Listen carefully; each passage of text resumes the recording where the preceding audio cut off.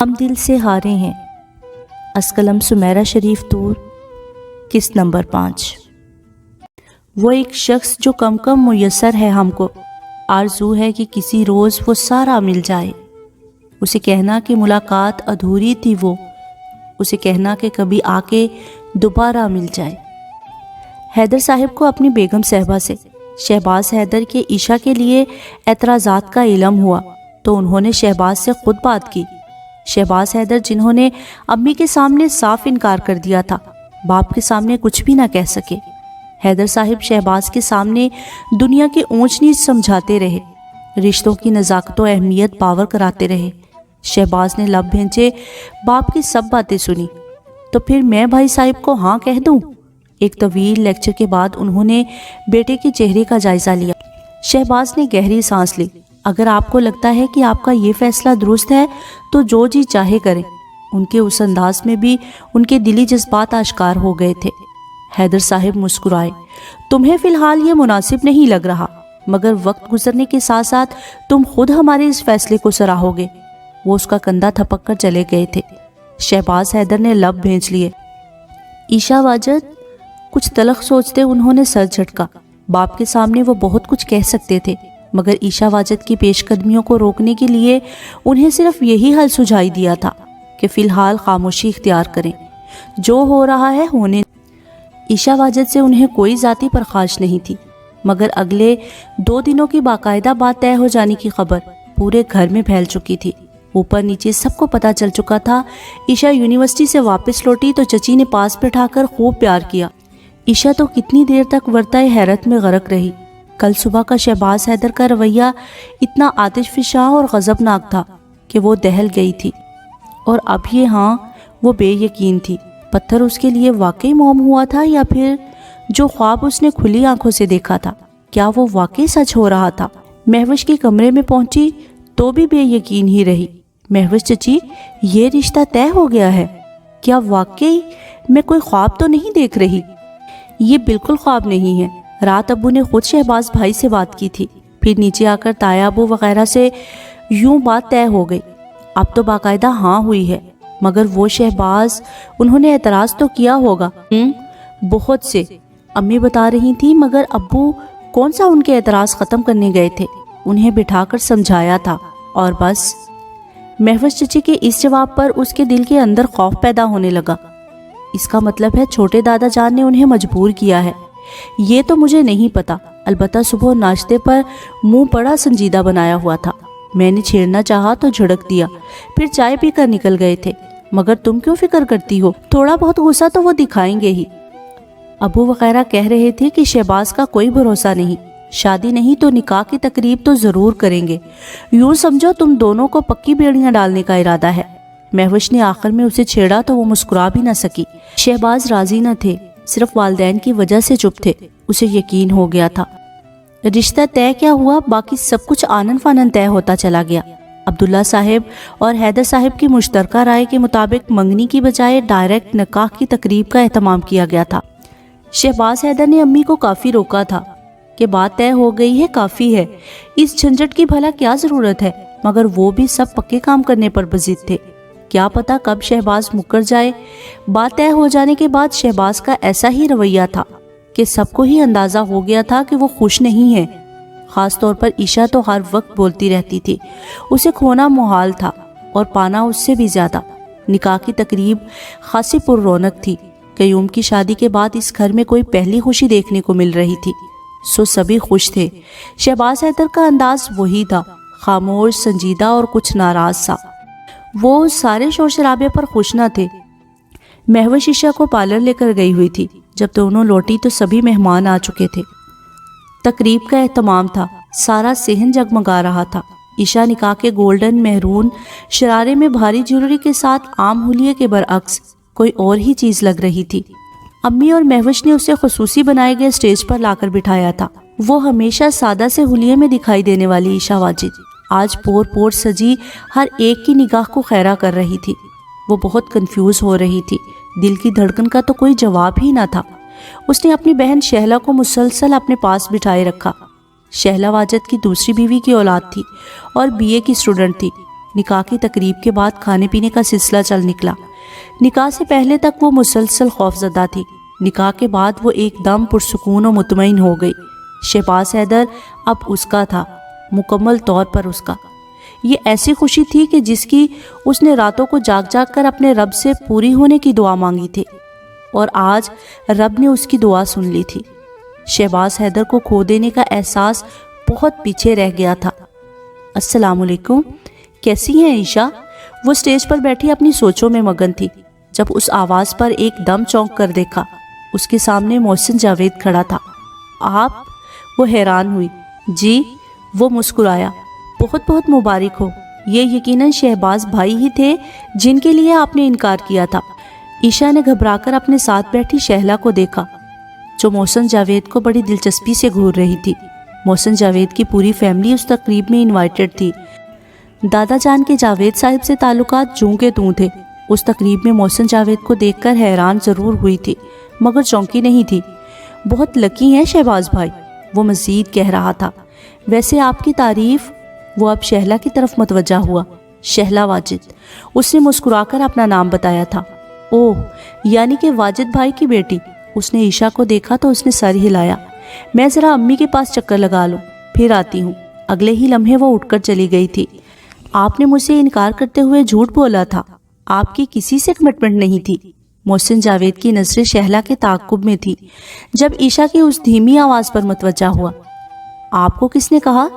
دیہان سے پوچھا۔ فوزان کے پاپا نے۔ مائی گاڈ، کتنا نیچرل انداز ہے۔ سچ سچ بتائیں عائشہ، آپ تو کہہ رہی تھی کہ یک طرفہ محبت ہے، مگر شہباز بھائی نے میرے انکار سے متعلق درست خبر آپ کو کیسے دے دی؟ وہ جھینپ گئی تھی۔ یہ اب بھی یک طرفہ محبت ہے، بس گھر والوں کا تعاون تھا کہ آج یہ تقریب رونما ہو گئی، ورنہ ان سے تو کوئی بعید نہیں۔ شہباز، مہوش اور قیوم کے بعد یہ چوتھا شخص تھا جو اس کے دل کا راز پا گیا تھا۔ اس کا بے تکلف انداز عائشہ کو اچھا لگا تھا، سو دوستانہ انداز میں اس نے بھی بتا دیا۔ ویسے شہباز بھائی جانتے ہیں؟ وہ پوچھ رہا تھا۔ اس نے گردن ہلا دی، مگر مانتے نہیں ہیں۔ اس کی آواز بھرا گئی۔ وہ ہنس دیا۔ تو فکر کیوں کرتی ہیں؟ اتنا مضبوط تعلق بن گیا ہے دونوں میں، وقت کے ساتھ ساتھ مان جائیں گے۔ اس نے اسے دلاسا دیا تو وہ سر ہلا گئی۔ ویسے عائشہ، آپ کی بہن بھی آپ کی طرح ہی پیاری ہیں، کیا خیال ہے؟ اس کی اس بات پر اس نے حیران ہو کر اسے دیکھا۔ کیا مطلب؟ آپ کے لیے انکار پر امی ابو اب تک مجھ سے ناراض ہیں۔ شہلا کو دیکھنے کے بعد سوچ رہا ہوں کہ کیوں نہ امی ابو کو راضی کر لوں، آخر کو رشتہ لے کر والدین ہی آتے ہیں۔ عائشہ نے بے حد انبساط و حیرت کے ساتھ دیکھا۔ واقعی؟ اس نے پوچھا تو اس نے فوراً سر ہلا دیا۔ وہ پھر 2-3 باتیں کر کے اسٹیج سے نیچے اتر گیا تھا۔ کھانے کے بعد فوٹوگرافی کا سلسلہ چل نکلا۔ شہباز حیدر کو قیوم حیدر نے زبردستی عائشہ کے ساتھ لا کر بٹھایا تھا۔ واجد صاحب کا بیٹا دونوں کے مختلف پوز لینے لگ گیا۔ چاچو پلیز چہرے پر اسمائل لائیں، یوں لگ رہا ہے جیسے آپ کو زبردستی بٹھایا گیا ہے مار کر۔ وہ چھیڑ رہا تھا۔ شہباز حیدر کے چہرے کے سنجیدہ زاویوں میں مطلق فرق نہیں آیا تھا۔ جیٹ صاحب، اب ایسی بھی کیا سنجیدگی؟ اتنی چاند سی پیاری دلہن آپ کو دے رہے ہیں، مگر مجال ہے چہرے کے تاثرات بدل جائیں۔ مہوش بھی سنجیدہ شکل پر تبصرہ کرنے سے باز نہیں آئی تھی۔ عائشہ کا دل تو شہباز کی قربت پر تمام دیواریں توڑ کر باہر آنے کو تھا۔ فوٹوگرافی کے بعد سلامی اور تحائف کا سلسلہ چلا تھا۔ رات کے 12 بجے کے نزدیک تقریب اختتام کو پہنچی تھی۔ عائشہ کا ایک ہی زاویے سے بیٹھ کر برا حال ہو رہا تھا، کمر تختہ بن چکی تھی۔ مہوش اسے سہارا دے کر کمرے میں لے آئی۔ سنو، ابھی کچھ نہیں اتارنا، میں آتی ہوں۔ شہباز بھائی بلا رہے تھے، ان کی بات سن لو۔ وہ اسے بٹھا کر چلی گئی۔ شہباز کے نام پر دل کی دھڑکن بڑی نرالی تھی۔ وہ خود ہی معجوب سی ہنستی۔ اور کتنی نفرت کریں گے مجھ سے؟ آپ میرے بن چکے ہیں، ایک دفعہ آپ کی زندگی میں آ جاؤں پھر ساری نفرت دور کر دوں گی۔ صرف ایک دفعہ۔ اپنے خیال پر وہ خود ہی شرما گئی۔ بیڈ کی پشت سے سر ٹکا کر اس نے کمر بھی تکیوں سے ٹکا کر پاؤں سیدھے کیے۔ مہوش اسے بٹھا کر خود پتہ نہیں کہاں گم ہو گئی تھی۔ اس نے خاموشی سے آنکھیں موند لی۔ تھوڑی دیر بعد دروازے پر کھٹکے کی آواز پر وہ متوجہ ہوئی۔ مہوش چچی، کہاں رہ گئی تھی آپ؟ مجھے کپڑے بدلنے تھے، تھکن سے برا حال ہو رہا ہے میرا۔ آنکھیں کھولے بغیر وہ کہہ رہی تھی، مگر دوسری طرف سے کوئی جواب نہ ملنے پر اس نے پٹ سے آنکھیں کھول دی۔ آپ؟ शहबाज हैदर को अपने सामने खड़े खामोशी से देखते पाकर वो फौरन सीधी हुई थी। मुझे तुमसे बहुत ज़रूरी बात करनी है। अपने पीछे दरवाज़ा बंद करके वो अंदर चले आए थे। ईशा के तो वहमो गुमान में भी ना था। हैरत से शहबाज हैदर के इंतहाई संजीदा चेहरे को देखे गई। वो बिस्तर पर बैठे तो उसने तेज़ी से टांगें समेटी, फिर चेहरा भी झुकाया। शर्म एकदम दरमियान में आ ठहरी। मैं अब तक समझ रहा था कि तुम्हारी दीवानगी एक वक्ती जज्बातियत है, इसीलिए मेरा ख्याल था कि मेरे तल्ख रवैये, डांट फिटकार से तुम्हें अक्ल आ जाएगी। मगर उनकी बात ईशा को कुछ पल्ले ना पड़ी थी। ऊपर से उनका ठंडा संजीदा लहजा। ये रिश्ता बज़ाहिर जितना मजबूत है उतना ही कमज़ोर है। मैं कभी संजीदा ना होता अगर अम्मी अबू इस कदर संजीदगी से इस मामले में इन्वॉल्व ना होते। हमारा निकाह मेरे नज़दीक कोई अहमियत नहीं रखता और यही बात मैं तुम्हें बावर करवाना चाहता हूँ। मुझसे तुम किसी भी किस्म की तवक्कुआत वाबस्ता मत करना। फौजान के लिए तुम मेरी ज़िंदगी में दाखिल होना चाहती थी। मेरे घर वालों का भी यही मौक़िफ़ है, इसीलिए तुम आज से फौजान के लिए मखसूस हो। रह गई बात रुखसती को, तो मुझे उससे कोई फ़र्क नहीं पड़ने वाला। तुमने जिस तरह कयूम और महविश को अपने साथ मिलाकर ये सारा ड्रामा स्टेज किया है, मेरे दिल में तुम्हारे लिए जो थोड़ी बहुत इज्जत अफजाई थी वो भी ख़त्म हो गई है। तुम्हारे नज़दीक रुखसती की बात कोई अहमियत रखती होगी, मगर मेरे लिए तुम कल भी कुछ नहीं थी, आज भी कुछ नहीं हो, ना ही कल कुछ होंगी। तल्खी से कहकर वो उठ खड़े हुए थे। ईशा जैसे पथरा गई थी। क्या मोहब्बत करना वाकई जुर्म है? क्या उसने शहबाज हैदर से मोहब्बत करके वाकई कोई जुर्म किया था? वो बिल्कुल साकित थी। मैं अब तक समझ रहा था कि तुम बच्ची हो। इस उम्र में दिल के तकाजे इंसान को बुरी तरह ख्वार करते हैं। मैं शायद तुम्हारी कम उम्री का एडवांटेज देकर तुम्हारी तरफ माइल हो ही जाता, मगर अगर मुझे ये सब इल्म ना होता कि ये सब किया धरा महविश और कयूम का है जो तुम्हारे लिए कर रही हैं। अपने कमरे में बैठे वो दोनों खुद से बातें कर रहे थे, लेकिन जिस तरह वो मेरा जिक्र कर रहे थे, तुम्हारे मामले में मुझे इन्वॉल्व कर रहे थे, तो मेरा दिल चाह रहा था कि उसी वक्त मैं शूट कर दूं। अपने किरदार के मामले में वो इंतहाई जज्बाती थे। अब भी एकदम गुस्से से कहा तो ईशा जैसे होश में आई, लर्ज कर रह गई। उनकी आंखें तो वो देख भी ना पाई। वरीशा के बाद तो मैंने कभी किसी और की जानिब निगाह ही ना की थी। फिर भला तुम जैसी कम उम्र, इम्मैच्योर, लाउबाली सी लड़की को कैसे अपनी तरफ इन्वॉल्व कर लेता? मैंने तो हर मुमकिन कोशिश की थी कि तुम जो हमाकत सर अंजाम देना चाहती हो उससे बाज आ जाओ, मगर वो सख्त इज़्तिराब का शिकार थे। कमरे में टहलने लगे। महविश और कयूम के सामने तुमने मेरे मुतालिक क्या कहा था, जो दोनों कह रहे थे कि शहबाज भाई आखिर कब तक इनकार कर सकते हैं? ईशा जैसी लड़की तो बड़े बड़ों की सुध-बुध खो देती है। अगर वो इन्वॉल्व ना होते तो इतनी जल्दी हथियार कैसे डाल देते? मुझे तो लगता है कि शहबाज भाई का ही कोई तर्ज अमल ईशा को इस हद तक ले जाने का सबब बना है। बोलो, क्यों उन्होंने ये बात की? बोलो, जवाब दो। वो तो खुद गुंग थी, वो क्या जवाब देती? शहबाज का ये सब अल्फाज दोहराते गुस्से से बुरा हाल हो रहा था।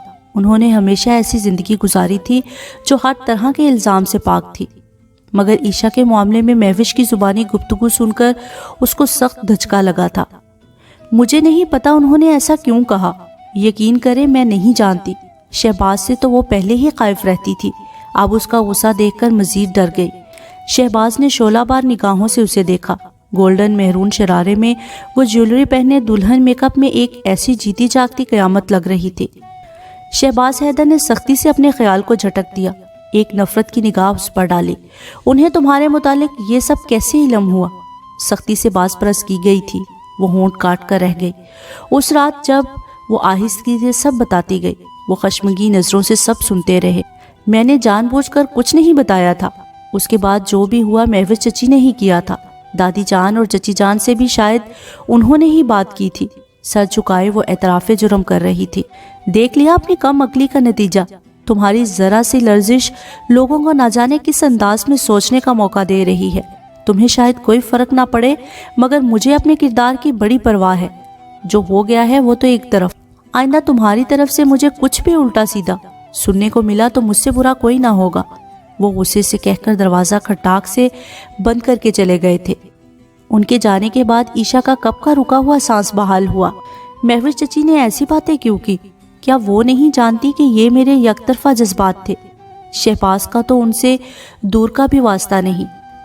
اس دن کے لیے اس نے کئی راتیں جاگ کر دعائیں مانگی تھی، اور آج یہ رات نصیب میں آئی بھی تھی تو دامن میں لاکھوں وسوسے تفکرات ڈال گئی تھی۔ ابھی سے اتنا غصے والا انداز ہے، بعد میں پتہ نہیں کیا ہوگا۔ اب وہ مستقبل کے خوف سے ہلکان ہونا شروع ہو گئی تھی۔ اگلے دن صبح ہوتے ہی وہ مہوش کے پاس جا پہنچی تھی۔ ان سے شہباز کا رویہ بتا کر اس طرح گفتگو کا سبب پوچھا تو وہ ہنستی چلی گئی۔ احمق ہو تم بھی اور تمہارے وہ صاحب بھی۔ کل صبح اچانک وہ ہمارے کمرے کے پاس سے گزرے تو مجھے شرارت سوجی تھی۔ میں نے فوراً بات پلٹ کر ایسا کہنا شروع کر دیا تھا۔ مجھے پتا تھا کہ وہ سن رہے ہیں، جان بوجھ کر ایسے باتیں کہی تھی، صرف ان کو یہ باور کروانے کے لیے کہ اگر وہ اس طرح چپ رہ کر اپنی ناپسندیدگی اور ناراضگی کا اظہار کر رہے ہیں تو ہم بھی بے خبر نہیں، اور انہوں نے اس مذاق کو اپنے انداز میں لے لیا۔ اوہ مائی گاڈ، وہ ہنس دی تھی۔ عشا خاموشی سے دیکھی گئی۔ مجھے پتا نہیں تھا کہ وہ اتنے احمق بلکہ بے وقوف ثابت ہوں گے۔ بجائے ہمارے اس تعاون پر ہمارا شکریہ ادا کرنے کے، وہ نئی جنگ چھیڑ کر بیٹھ چکے ہیں۔ کردار پر جب بات آتی ہے تو سب کو ہی غصہ لگتا ہے۔ یہی بات میں تمہارے حوالے سے انہیں بتانا چاہتی تھی، مگر الٹی پڑ گئی ہے۔ پھر بھی آپ کو یہ نہیں کہنا چاہیے تھا۔ وہ اتنے غصے ہو رہے تھے مجھ پر کہ حد نہیں، نہ جانے کیا کچھ سخت سست کہتے رہے۔ رات کی باتیں یاد آتے پھر سے آنکھیں بھر گئیں۔ او ہو، رونا نہیں، میں خود بھائی صاحب سے بات کر کے معاملہ ٹھیک کر لوں گی۔ تھوڑی بہت ان کی بھی برین واشنگ ہونے کی ضرورت ہے۔ دیکھو کیا کرتی ہوں، تم اب آرام سے رہو، نکاح ہو چکا ہے دونوں کا، کچھ نہیں کہیں گے وہ۔ انہوں نے اسے پھر سے بہلا لیا تھا۔ مہوش نے شہباز سے بھی بات کی تھی، اس کا کیا رد عمل تھا عشا کو کچھ پتا نہیں تھا۔ 2 دن بعد وہ یونیورسٹی جانے کو تیار ہو کر کمرے سے نکلی تو شہباز ٹیبل پر بیٹھے ناشتہ کر رہے تھے۔ نکاح کے بعد پہلا تصادم تھا۔ اس رات کے بعد تو وہ ان کے سامنے آنے سے بھی ڈرنے لگی تھی۔ انہوں نے سرسری نظر ڈالی تھی۔ چچی امی نے اس کی بلائیں لی، پھر ناشتہ اس کے سامنے رکھ دیا۔ شہباز کے سامنے والی کرسی پر بیٹھے وہ خاموشی سے ناشتہ کر رہی تھی۔ جب شہباز نیپکن سے ہاتھ صاف کرتے اٹھ کھڑے ہوئے۔ شہباز بیٹا، آج سے عشا کو تم یونیورسٹی چھوڑ کر آیا کرو گے، خیر سے یہ تمہاری ذمہ داری ہے، یہ اکیلی کیوں آیا جایا کرے؟ عشا نے حیران ہو کر چچی امی کو دیکھا۔ شہباز نے اس حکم پر ناگواری سے اسے دیکھا۔ وہ فوراً سر جھکا گئی۔ وہ ہمیشہ اکیلی ہی یونیورسٹی کی بس میں آتی جاتی تھی، مگر آج مجھے دیر ہو رہی ہے۔ اس وقت کچن میں ان تینوں کے علاوہ اور کوئی نہیں تھا، اسی لیے شہباز حیدر نے اپنی ناگواری نہیں چھپائی تھی۔ شہباز، انہوں نے سختی سے ٹوکا تو عشا نے گھبرا کر دیکھا۔ رہنے دے چچی، میں چلی جاؤں گی، اور خود ہی تو جاتی ہوں۔ یونیورسٹی روٹ کی بس ہمارے روٹ سے ہی گزرتی ہے۔ شہباز حیدر کے تیوروں سے خائف ہو کر اس نے فوراً مداخلت کی تھی۔ پہلے کی بات اور تھی، جب گھر میں شوہر کی گاڑی کی سہولت موجود ہو تو پھر کیوں بسوں ویگنوں میں خوار ہو؟ ویسے بھی اب تم شہباز کی ذمہ داری ہو۔ اس نے اکانکیوں سے شہباز کے چہرے کے تاثرات کی ناگواری جانچی۔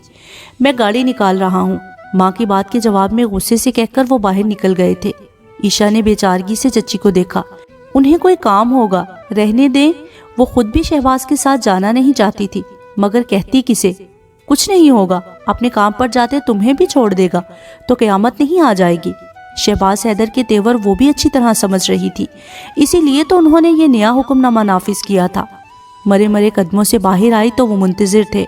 گاڑی میں بیٹھتے ہی انہوں نے تیزی سے گاڑی سٹارٹ کی تھی۔ عشا ان کے بگڑتے زاویے دیکھ کر ہولتی رہی۔ آج کی امی کے اس نئے حکم نامے کا میں کیا مطلب سمجھوں؟ سرخ سگنل پر گاڑی رکی تھی جب نہایت تلخ آواز میں پوچھا گیا۔ جی؟ وہ کچھ نہیں سمجھی تھی۔ دیکھو عشا، میں تمہاری اپنی زندگی میں اس حد تک بیجا مداخلت قطعی برداشت نہیں کروں گا۔ انسان کی برداشت کی بھی کوئی حد ہوتی ہے۔ میں تمہیں پہلے بھی کہہ چکا ہوں کہ میرے ساتھ یہ سب نہیں چلے گا۔ گھر والوں کی وجہ سے تمہیں فوزان کے لیے برداشت کرنے پر مجبور ہوں، تو میری اس مجبوری کو زندگی کا امتحان مت بناؤ، ورنہ پچھتاؤ گی۔ انتہائی سخت لہجے میں دنیا بھر کی بیزاری لیے انہوں نے اندر کی ساری تلخی اس پر اونڈیلی تھی۔ میں نے چچی جان کو منع کیا تھا۔ اپنی اس قدر عزت افزائی پر پہلے تو وہ ہکا بکا رہ گئی، پھر بھنا کر کہا بھی تو آنسو پہلے امڑ آئے۔ ہر بار یہ شخص اسے رلا دیتا تھا۔ سگنل کھلنے پر شہباز نے گاڑی آگے بڑھا لی۔ عشا کو تسلسل سے آنسو بہاتے دیکھ کر وہ الجھا۔ کیا لوگی چپ ہونے کا؟ سرد آواز پر اس کے آنسو بھی ٹھٹر گئے۔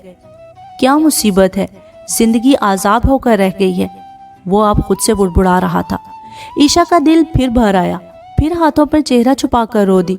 ये भी जिंदगी का कैसा साथी था, पत्थर संगदिल कठोर। ईशा बेचारगी से एक तरफ गाड़ी रोककर उसकी तरफ रुख किया। अंदाज ऐसा था कि जैसे एक पल में उसे कहीं गायब कर देंगे, या फिर वो उस वक्त जब्त की इंतहा पर थे। मुझे नहीं जाना आपके साथ कहीं, बस उतार दे यहीं, चली जाऊंगी मैं खुद ही। अगले ही पल दुपट्टे से चेहरा साफ करते उसने हाथ बढ़ाकर दरवाजा खोला था। इससे पहले कि वो नीचे उतरती, शहबाज हैदर ने भुनाकर गुस्से से उसका हाथ झटककर जोर से दरवाजा बंद करके लॉक किया था।